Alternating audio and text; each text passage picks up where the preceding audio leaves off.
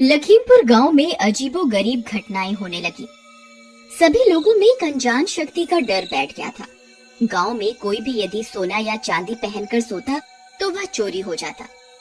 चोरी होने के साथ ही यदि उंगली में अंगूठी है तो उंगली ही कटी मिलती।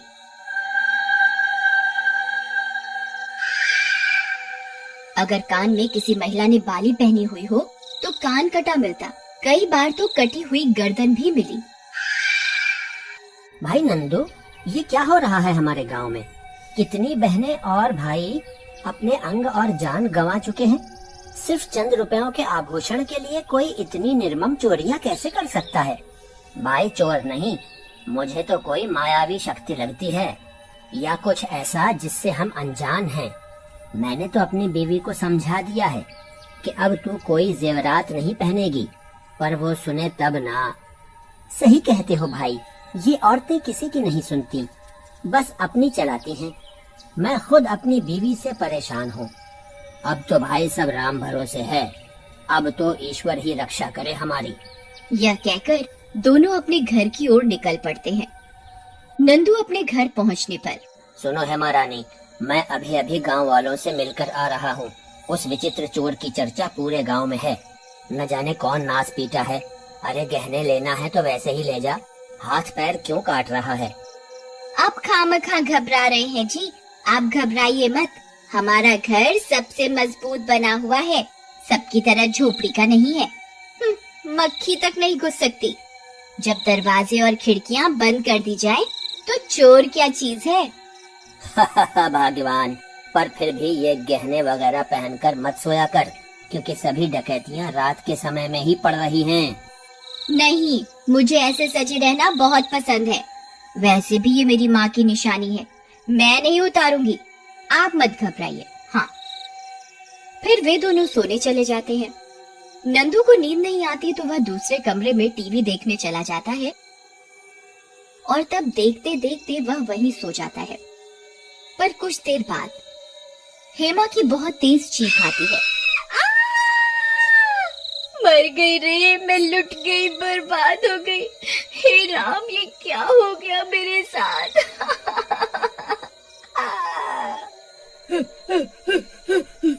जैसे ही नंदू बाहर निकलता है उसके पैरों के नीचे से जमीन खिसक जाती है।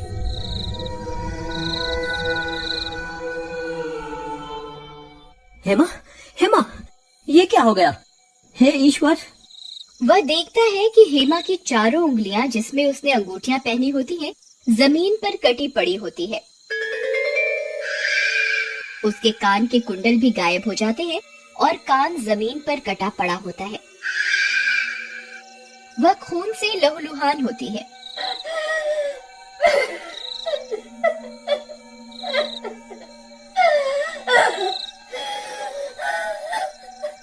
उनकी चीख पुकार सुन उनके आसपास के पड़ोसी भी वहां इकट्ठा हो जाते हैं। सभी उस मंजर को देख हैरान परेशान हो जाते हैं।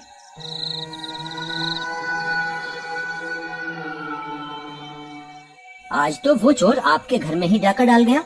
मैंने तो भाभी को पहले ही कहा था इतना सोना नहीं पहना कीजिए, पर भाभी ने मेरी एक न सुनी। भाई मैं तो कह कहकर हार गया, अब देख लो जिद करने का नतीजा। अब मुझे ही ताने मारते रहोगे या डॉक्टर को भी बुलाएगा कोई नाश पिटो। तभी नंदू डॉक्टर को फोन करके घटना की जानकारी देता है। तभी वहाँ खड़े मोती को कुछ अटपटा लगता है। नंदू भाई, आपका घर इतना मजबूत बना हुआ है, सभी दरवाजे और खिड़कियां भी बंद थे, तो आखिरकार चोर अंदर आया कैसे? सही कहते हो भाई, चोर आया कहाँ से? तभी नंदू देखता है पलंग के नीचे एक बड़ा सा खड्डा खुदा हुआ होता है।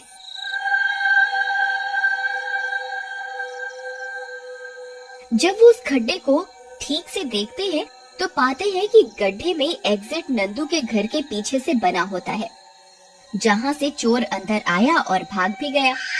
भाइयों, ये जो भी है परंतु बहुत चालाक और ताकतवर है, तभी तो उसने खड्डा खोद दिया और किसी को पता भी नहीं लगा।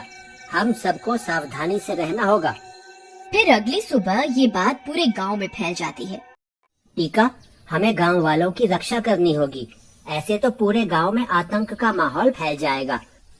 तू डर मत, तुझे और भाभी को कुछ नहीं होगा। क्यों भाई, तेरी उस मायावी भूत से बातचीत है क्या? अरे नहीं रे, तू भी क्या मजाकिया बंदा है। चल, तुझे आज बाजार से जलेबियां खिलाता हूँ। जलेबियां? और वो भी तू? मैं सपना तो नहीं देख रहा। टीका, तू कभी किसी को फ्री में पानी ना पिलाए, मुझे जलेबियां खिलाएगा? बात क्या है, सच सच बता। लॉटरी लगी है ना तेरी? ऐसा ही समझ ले, बहुत पैसा है। अब चल जल्दी। मोती को कुछ अटपटा लगता है, पर वह उस बात को भूल जाता है। कुछ ही समय में रात हो जाती है। गांव में सन्नाटा होता है। तभी अचानक किसी के चिल्लाने की बहुत तेज आवाज आती है। हाय, मर गया, बचाओ। चीख की तरफ लोग भागते हैं तो वह गांव के मंदिर की ओर पहुंच जाते हैं। वहां का नजारा देख उनको अपनी आंखों पर यकीन नहीं होता। मंदिर के पंडित जी का पूरा हाथ ही गायब हो गया होता है। बचाओ, बचाओ, कोई मदद करो। ये कैसे हुआ पंडित जी? क्या आपने कोई सोने का आभूषण पहना हुआ था? हाँ, सोने का कड़ा। हाय, मर गया। चलो साथियों, पंडित जी को अस्पताल में भर्ती करते हैं और एक मीटिंग रखते हैं। कल इस मायावी चोर का आतंक बढ़ता ही जा रहा है। फिर अगले दिन मोती अपने घर के बाहर बैठा होता है। वह देखता है वहीं से ठीक जा रहा होता है। ओ टीका भाई, ओ टीका भाई, कहाँ जा रहे हो अकेले अकेले? तुम्हें कल की घटना के बारे में कुछ पता है क्या? हाँ, मुझे सब पता है, पर मैं नहीं डरता। तभी मोती की नजर उसकी उंगलियों पर पड़ती है, जिसमें उसने सोने की अंगूठियां पहनी होती हैं। अरे भाई टीका, काम धंधा तुम करते नहीं, चार चार सोने की अंगूठियां कहाँ से ले आए? मोती की ये बातें सुन टीका को पसीना आने लगता है।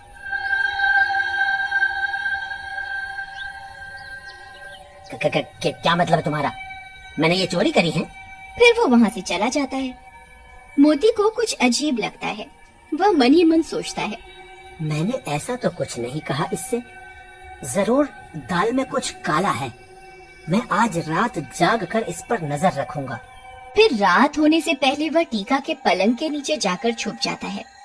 रात 12 बजते ही टीका एक विचित्र भूत में बदल जाता है। उस कमरे में से डरावनी आवाजें आने लगती हैं। हे ईश्वर, ये मैं क्या देख रहा हूँ? कहीं ये सपना तो नहीं? यही है वो मायावी चोर। मैं इसका पीछा करता हूँ। फिर भूतिया टीका गांव की ओर निकल जाता है और सबकी खिड़कियों में से झांक कर देखने लगता है कि किसने जेवरात पहने हैं। मोती उसका पीछा कर रहा होता है।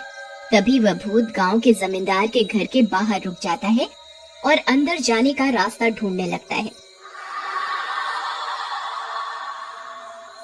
मोती समझ जाता है कि ये आज जमींदार के घर चोरी करेगा और उसका कोई अंग काट देगा। हे ईश्वर, मुझे कुछ करना होगा, नहीं तो आज एक और मासूम की जिंदगी तबाह हो जाएगी। मोती झट से पास पड़ी एक रस्सी से फंदा बनाता है और भूतिया टीका की तरफ फेंकता है। फंदा उसमें फंसते ही मोती उसे टाइट कर देता है और खूंटे से बांध देता है।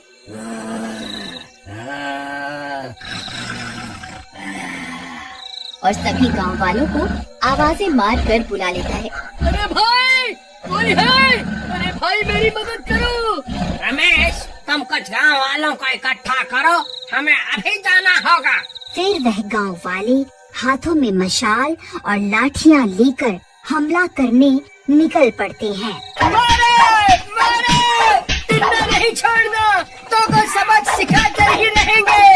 फिर वह गांव वाले वहाँ पहुँचते ही पर लाठियां और डंडे बरसाने लगते हैं। अरे मारे रे, ये बच के नहीं जाना चाहिए। मारो मारो, इन्हें जिंदा नहीं छोड़ना। हाँ, मर गए।